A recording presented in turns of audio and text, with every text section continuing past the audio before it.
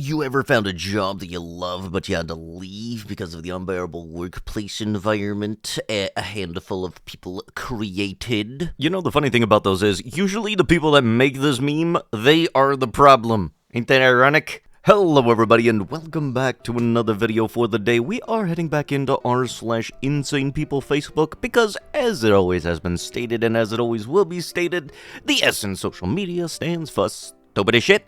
So if you guys would love to be absolutely amazing, show your support and see more videos like this one in the near future, be sure to hit that like button, leave a comment down below to start up them wholesome internet discussions, and if you guys have not already, subscribe to the channel and turn on them notifications. Also, if you guys would like to save 10% on your next order of gamer subs, use code Tommy at checkout, or click the link down below. It will automatically apply the discount to your transaction, and it helps support the channel. Thank you.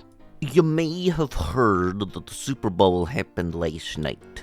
Like any red-blooded American, I enjoyed watching the Kansas City Chiefs suffer one of the worst humiliations in professional sports this century. But frankly, I wish it had been a little more entertaining. Instead, we got a dull, uninspired game, bland commentary from Tom Brady, and possibly the worst halftime show that the NFL has ever forced on us. It was so bad, it was almost baffling. If you wisely took a bathroom break, all you missed was Kendrick Lamar mumbling through 14 minutes of songs that 95% of the audience, myself included, had never heard. And we still haven't, since nobody could understand a word that he said. He wasn't offensive or outrageous, just plain bad. In fact, I'm not sure that we could even call it a performance. All we know is he could have been reciting the dictionary or reading his grandma's gumbo recipe. His abysmal pseudo-performance brings me back to a radical suggestion. Maybe the NFL should bring back halftime shows with actual bands. You know, people who play instruments and introduce something called music. This used to be common in popular music, but not anymore. Maybe it's a time to bring back this ancient concept. At least for the Super Bowl halftime show. It's a wild idea, but it might just work. I legitimately was not watching the Super Bowl. Sports and football is not really my go-to thing, but I like the commercials, so let me know down below what your favorite commercial was. Doesn't even need to be from the most recent ones, because personally for the last few years they haven't been the best, and not my favorite, but still my favorite ones are the Dorito commercials. Listen up, men. The W phase, the life cycle of a modern woman caught up in the H phase, is nothing but a timeline of self-inflicted chaos, delusion, and entitlement. Let me break it down for you so you don't fall into the trap of being someone's retirement plan. Age 12 to 15. Why is that number on there? She starts her journey by opening her legs to that in secondary school, believing that early experiences somehow elevate her. Already discipline and values are out the window. Age 16 to 18. Again, why is that on there? By now, she is rejecting boys her own age, thinking that she is too good for them. She sets high standards, not based on character, but on delusions of grandeur, ignoring that her so-called value is tied only to her fleeting looks and nothing deeper. Ages 19 to 20.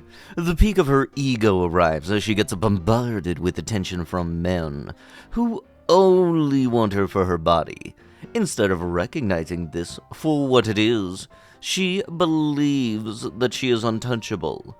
Her favorite lines, "I can't date broke men," and "I'm a baddie, I deserve the best." Spoiler, none of it is rooted in reality. Ages 21 to 23. Now she's rejecting serious men because they are boring. Why? Because bad boys, players, and irresponsible men provide her with the drama that she mistakes for excitement.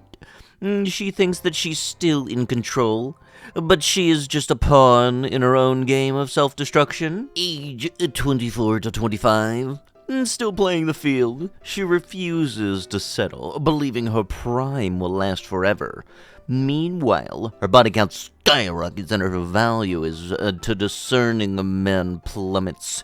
Age 26 to 27, reality starts to settling in. The bad boys move on to younger options, and now she is a baby mama, but still, she hopes to snag a good man to clean up her mess. 28 to 29, panic mode. She realizes her value in the dating market is tanked. She starts looking for God-fearing men, which is code for a simp willing to overlook her wreckage of a past. Age 30 to 32, church becomes her last refuge. Suddenly, she's quoting Bible verses and attending Shiloh, hoping to mask her history with a halo.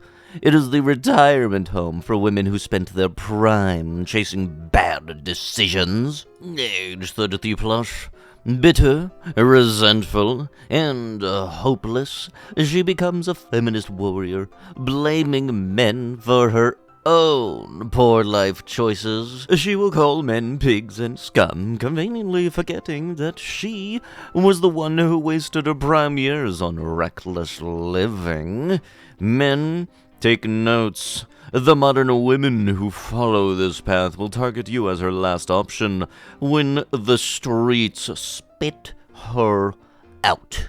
Don't be the fool who saves her. You deserve better than leftovers marinated in bad decisions, and people don't deserve anybody that calls them leftovers. Stay sharp. Stay disciplined. Never settle for less. You are the prize. No, see, what he did was basically tell the majority of us that we don't have to buy into your lunacy. If you're a dude dressed like a woman in Walmart, and I say, "Excuse me, sir," I don't go to jail in some states. I get to take you for face value, basically. Go into the bathroom thing. If my wife craves me to target, and my daughter has to use the restroom, I'm gonna stop a dude from entering with my family in there. If I get physical, it's fine by me. Would not be the first time. And if the cops show up, you're just a dude trying to get into the women's bathroom. You don't think that a bee of mentally redacted gonna accomplish anything? You're stretched so thin as it is. Super Bowl commercials were interesting.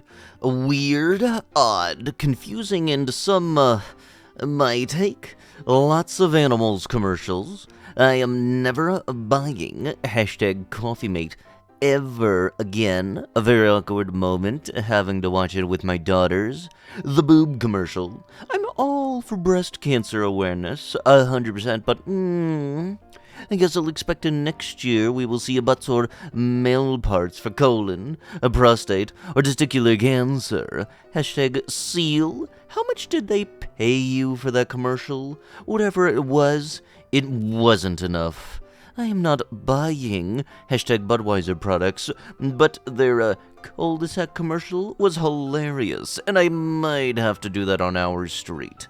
I'm happy to see #Nike promote only girls and women's in sports.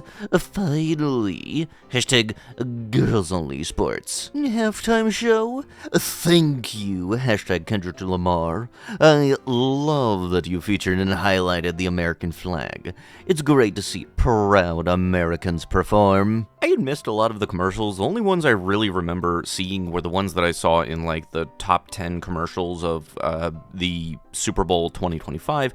With the main ones I remember seeing was the CeeLo Green. That one, it took me a minute, and my main thought was they only hired you because of the name pun. And not all of the commercials have to be like funny celebrity cameo kind of things. It can be used to help address certain issues. And I think the breast cancer one did actually address that, yeah, breast cancer is very much an issue. But with that, that is going to have to be with the video. If you guys would love to be absolutely amazing, show your support, and see more videos like this one in the near future, be sure to hit that like button, leave a comment down below to start up them wholesome internet discussions, and if you have not already, subscribe to the channel and turn on them notifications. I'll be sure to see you guys in the next one. Thank you so much for watching, and bye-bye!